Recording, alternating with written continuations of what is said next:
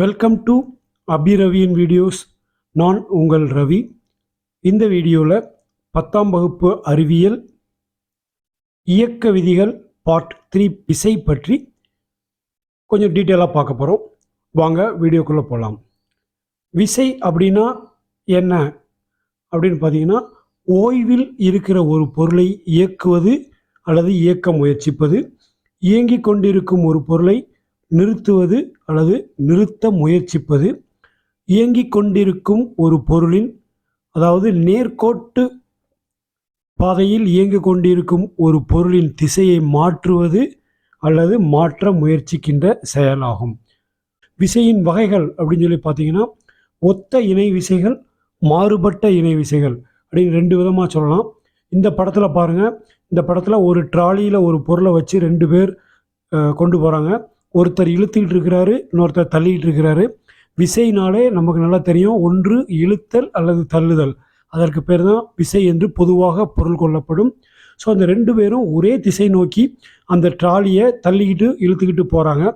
அதன் காரணமாக அந்த ட்ராலி அவங்க தள்ளுற திசையிலே நகர்ந்து போகிறது. இதை ஒத்த இணை விசைகள்னு சொல்லுவாங்க. அந்த 2 பேருடைய அந்த 2 பேரும் அந்த பொருள் மீது செலுத்துகிற விசையின் அளவு கொஞ்சம் மாறுபட்டிருக்கலாம், சமமாக இருக்கணும்னு அவசியம் கிடையாது. ஆனால் இரண்டும் ஒரே திசை நோக்கி பயணிப்பதனால இது ஒத்த இணை விசைகள் அப்படின்னு சொல்லி பேர். மாறுபட்ட இணை விசைகள். இந்த படத்தில் பாருங்கள், ஒரு கயிறு இழுக்கும் போட்டி நடைபெற்றுக்கிட்டு இருக்கு. அந்த போட்டியில் 2 குழுக்கள் அல்லது 2க்கும் மேற்பட்ட இது இருக்கலாம். அந்த கயிறு இழுக்கும் போட்டியை பொறுத்த வரைக்கும் 2 குழுக்கள், இந்த பக்கம் ஒரு செட்டு, அந்த பக்கம் ஒரு செட்டு இருந்து அந்த கயிறை தங்களை நோக்கி இழுக்கிறாங்க. ஸோ அந்த 2 பேர் செலுத்துகிற விசையும் ஒரே அளவாக இருக்கும்போது அந்த கயிறு எங்கேயும் மூவ் ஆகாமல் ஒரே இடத்துல இருக்கும். அதில் யாராவது ஒருத்தர், ஒரு குழுவின் சக்தி அதிகமாக இருந்துச்சுன்னா அவங்க இழுக்கிறப்ப அவங்க பக்கமாக அந்த கயிறு மூவ் ஆகும். இது மாறுபட்ட இணை விசைகளுக்கு இதை உதாரணமாக நம்ம சொல்லலாம். அடுத்தால தொகுபயன் விசை. இது ரிசல்டன்ட் ஃபோர்ஸ்ன்னு சொல்லுவாங்க. ஒரு பொருள் மீது பல்வேறு விசைகள் செயல்படும் போது அவற்றின் மொத்த விளைவை ஏற்படுத்தும் ஒரு தனித்த விசை தொகுபயன் விசைன்னு சொல்லுவாங்க. ஒரு பொருள் மீது எப்போதுமே பல்வேறு விசைகள் செயல்பட்டுக்கிட்டே தான் இருக்கும். அது ரெஸ்ட்டில் இருந்தாலும் சரி அல்லது இயக்கத்தில் இருந்தாலும் சரி, அதன் மீது பல்வேறு விசைகள் செயல்பட்டு இருக்கும். உதாரணத்துக்கு புவியீர்ப்பு விசை, உராய்வு விசை, அப்புறம் நம்ம கொடுக்கக்கூடிய புற விசைகள், ஏதாவது ஃபோர்ஸ் ஏதாவது ஒன்று அது மீது எப்போதுமே காற்றின் விசை, இந்த மாதிரி ஏதோ ஒன்று செயல்பட்டுக்கிட்டே இருக்கும். அது எல்லா விசைகளுடைய கூடுதல், அதை என்ன சொல்லுவாங்க, டோட்டல் சம் தொகுபயன் விசை, ரிசல்டன்ட் ஃபோர்ஸ்ன்னு சொல்லுவாங்க. அந்த விசையின் மதிப்பு சுழியாக இருக்குன்னா அந்த பொருள் அசையாமல் ஒரே இடத்துல இருக்குன்னு அர்த்தம். அந்த விசையின் மதிப்பு ஏதோ ஒரு மதிப்பு இருக்குது, 0 இல்லாமல் ஏதோ ஒரு மதிப்பாக இருக்குன்னா அது பொருள் இயங்கி கொண்டு இருக்குன்னு அர்த்தம். அப்படி இயங்கிக்கிட்டு இருக்கிற அந்த பொருள் மீது செயல்படுகிற விசையை சமன் செய்யப்படாத விசைகள்னு சொல்லுவாங்க. சுழியாக இருக்கிற பொருள் மீது செயல்பட்டு இருக்கிற விசை சமன் செய்யப்பட்ட விசை அப்படின்னு சொல்லி சொல்லுவாங்க. தொகுபயன் விசைக்கு சமமான ஆனால் அதற்கு எதிர் திசையில் செயல்படக்கூடிய ஒரு விசை ஒன்று உண்டு. அது எதிர் சமனி, ஈக்லிபிரண்ட் அப்படின்னு சொல்லி சொல்லுவாங்க. அடுத்தால விசையின் சுழல் விளைவு. இதில் பார்த்தீங்கன்னா, நம்ம வீட்டில் உள்ள கதவை பார்த்துருப்போம். கதவுல ஒரு பக்கம் அந்த கீல், அதாவது அதனுடைய ஹிஞ்சு, அந்த ஹிஞ்சை மாட்டியிருப்பாங்க. அதுக்கு எதிர்பக்கமாக கைப்பிடியை பொருத்தியிருப்பாங்க. அந்த ஹிஞ்சுக்கு பக்கத்துலேயே கைப்பிடி பொருத்தி நம்மளால் கதவை திறக்க முடியுமான்னு நினச்சி பார்த்தீங்கன்னா நம்மளால் திறக்க முடியாது. ஏன், தள்ளுறது அல்லது இழுக்கிறது ரொம்ப கஷ்டமாக இருக்கும்.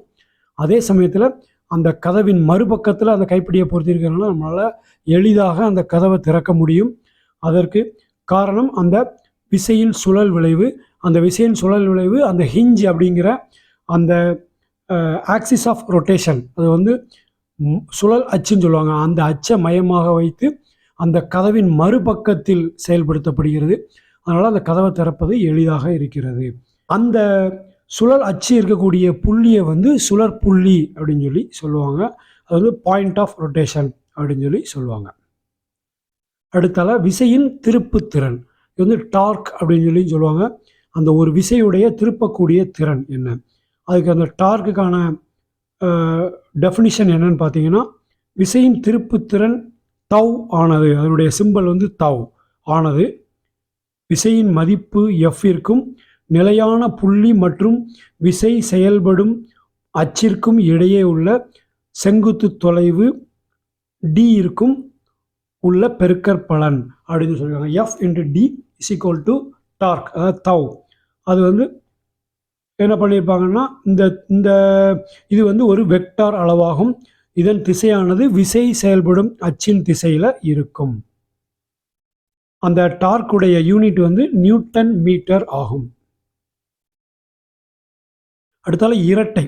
இரட்டை அப்படிங்கிறது வந்து கப்புள், இரட்டை விசைகள் அப்படிங்கிறது தான் சுருக்கமாக இரட்டைன்னு சொல்கிறாங்க.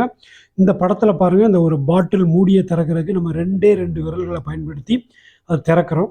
அப்படி திறக்கிறப்ப பார்த்தீங்கன்னா 2 விரலில் ஒரு விரல் ஒரு டைரக்ஷன்லையும் இன்னொரு விரல் இன்னொரு அதற்கு எதிர் திசையிலும் வர்ற மாதிரி நம்ம அந்த விரலை திருப்புறோம்.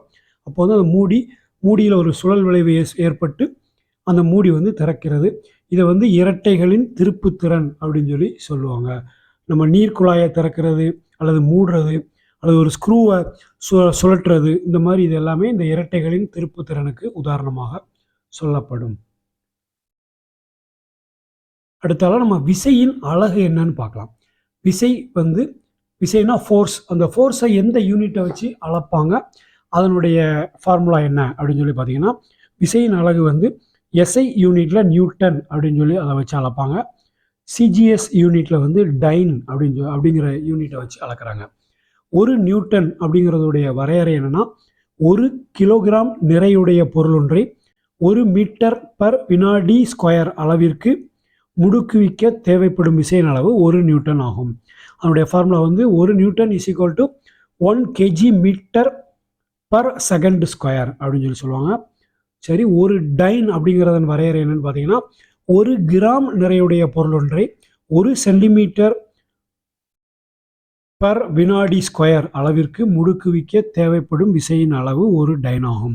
ஒரு டைன்கிறது 1 gram, 1 time is equal to 1 gram centimetre per second square அப்படின்னு சொல்லி சொல்லுவாங்க.